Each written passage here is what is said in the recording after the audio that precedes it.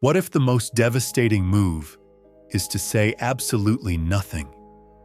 You've been taught that power is loud, that the strongest voice wins the room, that silence means surrender, weakness, defeat.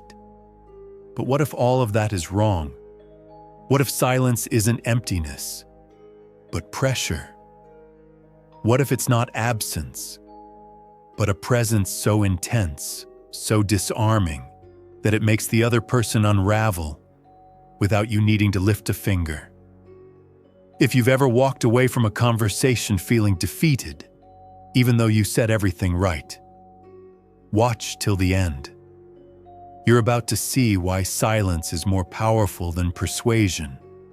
Because silence doesn't just withhold words, it holds power. And once you learn to master it, you won't just win arguments, you'll stop needing them altogether. Silence, when used right, doesn't just confuse people. It breaks them, not with violence, not with noise, but with the unbearable weight of not knowing what you're thinking, not knowing where you stand, not knowing what's coming next. That uncertainty, that's where the power lies. Because in the silence, people project. They spiral. They try to fill in the blanks with whatever their insecurity whispers in their ear. And the more you stay silent, the more their mind becomes the battlefield. We live in a world addicted to noise. Everyone shouting, explaining, defending, trying to prove something. But the truth is, the ones who speak the most are often the ones least in control, and the one who can sit still and unshaken while others reveal their fears through words. That person holds the upper hand. This video is not about staying quiet to hide. It's about staying quiet to command. Because silence isn't submission, it's strategy. And when used right, it's the sharpest weapon you'll ever carry. Think back to the last time you defended yourself. You explained your intentions. You spoke your truth. And yet somehow, you still felt smaller afterward. It's a familiar pain. You replay the conversation in your head, trying to figure out what you should have said differently, as if the right words could have saved you. But they didn't. Because deep down, you weren't just fighting to be understood. You were fighting not to disappear. Most people speak out of fear. Fear of being misunderstood, fear of seeming weak, fear that if they don't respond, they'll lose their ground. But what if that instinct, the very impulse to explain, to clarify, to react, is exactly what gives your power away? You've been conditioned to believe that silence is dangerous, that if you're not speaking, you're losing, that if you're quiet, you must be submissive. But here's the truth no one told you. Reactiveness is not strength, it's dependence. It's the need for control disguised as honesty. Every time you rush to respond, you reveal something, not just about your position, but about your need to defend it. That need is visible, and people who know how to read it, they use it against you. They bait you. They push your buttons. They say things just to watch you flinch. And the moment you react, they know they have you. Because the one who reacts is always at a disadvantage. They've already stepped into the other person's frame. But the one who doesn't flinch, the one who holds the silence just a second longer, makes the other person start to question themselves. Did I say too much? Did I go too far? Did they see through me? The discomfort begins to shift. Now they're the ones exposed. Now they have to explain themselves. And you, by saying nothing, become the center of gravity in the room. This is the reversal most people never discover. The belief that words protect you is an illusion. In reality, words can trap you. You speak, and now you're predictable. You explain, and now you're explainable. But silence? Silence is untouchable. And the moment you learn to sit with that tension, the moment you stop trying to fill every gap with noise, you begin to step into real power.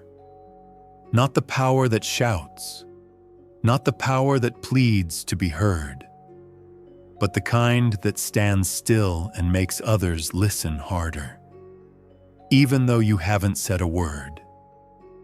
Silence is not the absence of communication. It's a pressure cooker for the mind. When someone expects a response and it doesn't come, their brain doesn't relax. It ignites. Most people think of silence as something passive, as a quiet void. But in human interaction, silence is never empty. It's a mirror. And most people can't stand to look at themselves. The moment your reaction is withheld, the second you resist the reflex to reply, the psychological burden shifts. You're no longer the one under pressure. They are. Their words, once sharp, begin to falter. Their confidence starts to erode. Not because you attacked, but because you didn't. Because nothing is more destabilizing than facing someone who doesn't flinch. The reason this happens lies in how the human mind interprets uncertainty. We are wired to fear the unknown. Silence in moments of tension creates a vacuum, and nature abhors a vacuum. The other person begins to fill it with their own fears, projections, insecurities, painting their worst assumptions onto the blank space you left open. What you've done, without saying a word, is force them into mental overdrive. They begin trying to read your mind. They replay what they said. They wonder what you're thinking. That's when doubt creeps in. Not yours, theirs. And that doubt becomes corrosive. It's here that silence begins to mutate, from stillness into something darker. It becomes an interrogation without a question, a confrontation without a raised voice. In therapy, we sometimes speak of the unbearable pause, when a client reveals something raw and the therapist simply waits. No judgment, no affirmation, just presence. And in that presence, something breaks open. The same happens in conflict. The longer you remain silent, the heavier the silence becomes. Not for you, but for them. Because most people don't speak to communicate. They speak to defend, to distract, to maintain control. And when you don't give them a signal, when you don't give them anything, their mask begins to slip. Strategic silence weaponizes this process. It doesn't just disarm, it exposes. It's not an act of withdrawal. It's an act of psychological pressure. You're not surrendering the interaction. You're heightening it. You're letting them implode in real time, under the weight of their own assumptions. And the longer you can sit in that storm, the more you'll see exactly what they're trying to hide. Because the truth is, silence isn't passive. It's invasive. It doesn't just hold space, it penetrates it. And the moment you realize this, the way you navigate conflict changes forever. Nietzsche didn't believe in quiet people. He believed in dangerous ones who had learned to control their volume. For him, silence wasn't humility. It was superiority. A refusal to waste breath proving anything to anyone. In a world built on noise where people shout their truths just to feel they exist, Nietzsche saw something far more radical. The human being who transcends this need. The one who does not react, not because they're weak, but because they've already seen through the game. This is the Übermensch, not a man above others in violence, but in self-mastery. A being whose silence isn't emptiness, but a gravitational force. When he enters the room, people feel it. Not because he announces himself, but because he doesn't need to. His presence already communicates everything. To Nietzsche, most people live in what he called herd morality, a mental obedience to the expectations, emotions, and judgments of the collective. In that herd, words are currency. People try to justify their worth. They argue to be accepted. They explain themselves to stay safe. But the Übermensch doesn't buy into this economy. He doesn't need to be understood to feel valid. He doesn't speak to protect an identity because he's already annihilated the false self. What remains is a center of calm authority that no longer responds to the herd's hysteria. And this, precisely, is why his silence has such weight. To the herd, silence looks like weakness, but to the one who has awakened, it becomes power. Not a power that seeks to control others through domination, but one that controls itself so completely that others begin to orbit it. The world shouts, the herd reacts, the Übermensch watches. He chooses when and if to speak, and that choice is sacred. Because every time he opens his mouth, it's not to plead or posture, it's to shift the axis of the moment. His speech is rare, but when it comes, it lands like lightning on dry ground. This kind of silence is terrifying to those still trapped in the need to be seen. Nietzsche knew that the loudest people are often the most dependent. The ones who need applause, validation, agreement. Their power comes from others. But the silent one? His power stays with him. It doesn't fluctuate based on how he's received.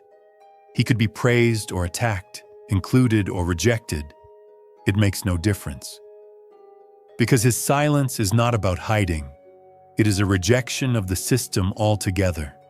A quiet, relentless declaration. I do not need to play your game to win it. And that's the paradox. The one who speaks the least often has the most to say.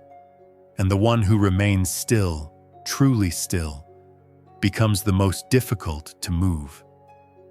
This is what Nietzsche meant by the will to power. Not the will to conquer others, but the will to not be conquered by yourself. To resist the impulse to explain. To refuse the reflex to justify. To possess the rarest strength of all, the ability to remain calm while the world demands a reaction. You're going to want to speak. You're going to feel the heat rising in your chest, the urge to defend, explain, attack. That's the test. Because the real power of silence isn't knowing how to use it. It's knowing when not to break it.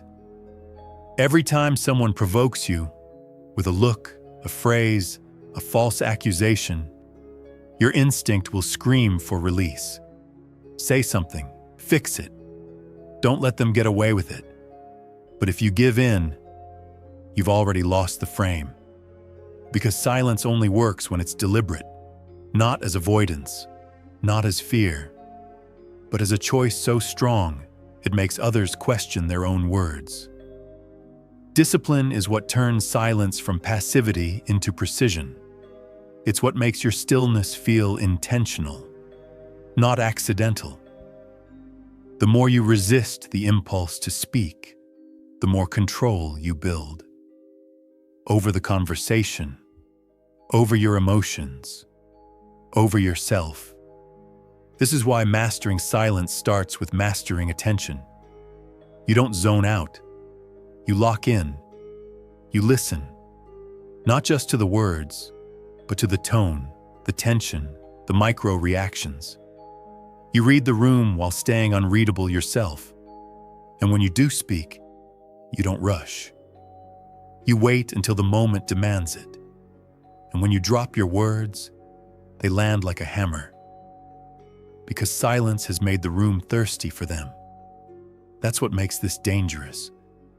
When everyone else is shouting, trying to prove who they are, you become the person who doesn't need to.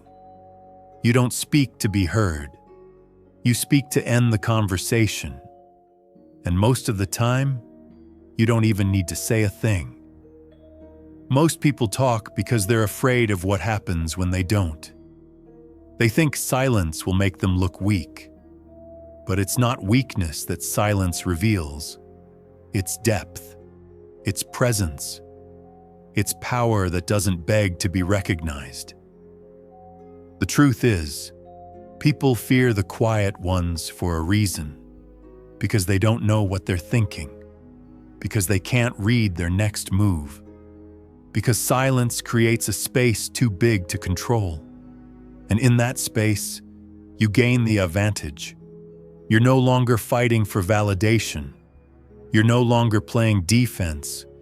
You become the one who shapes the room by refusing to react to it. That's real strength. It's not in how loud you speak, but in how comfortable you are not speaking at all.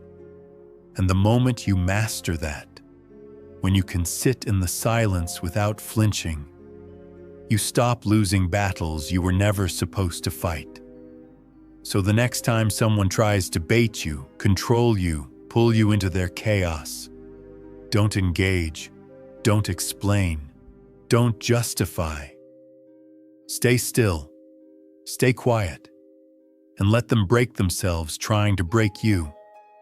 Because while they're talking, you're watching. And while they're reacting, you're deciding. And in that moment, you are no longer at the mercy of their words. You are the one holding the sword, and it's invisible. Your silence is your strength.